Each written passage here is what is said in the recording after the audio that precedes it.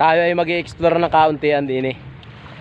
Din eh sa dagat ng Dalahican. Yee! Shout out sa mga taga rito. Yun, hello mga kamister. At ngayon nandito kami ngayon sa ilog ng Dalahican. Ay, dagat pala ng Dalahican, sorry. At syempre kasama ng aking family, relaxing time muna at ligo-ligo tayo sa dagat mga kamister. Ayan, at saka ito ang tinatawag na vitamin C. At habang kami papunta dito sa dagat, ay may nakakita akong nakahangir ng mga bangka at aking binidyohan. Kaya ako'y nagagandahan sa tanawin dito sa Dalahican mga kamister.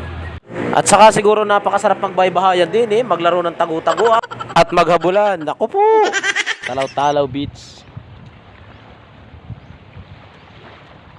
Hindi pala Talaw-Talaw Beach. Sa may malapit lang sa Talaw-Talaw Beach, dito sa Dalahican. Aba idol, ay panoorin mo naman ang video ko, baka naman. Saka bigyan mo din ng isang like ang aking video habang ikaw ay nanonood. At salamat po sa mga followers ko dyan at viewers. Masaya na ho ako. Kada isang video ko may nanonood sa akin ng 50 views. Eh hindi po eh, lumalampas pa. Lumalampas pa ho sa 50 views ang aking isang video na i-upload. Kaya salamat po ng marami.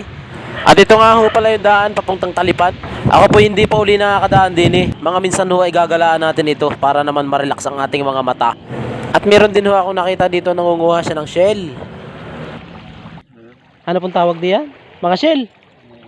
Ah, mga shell lang.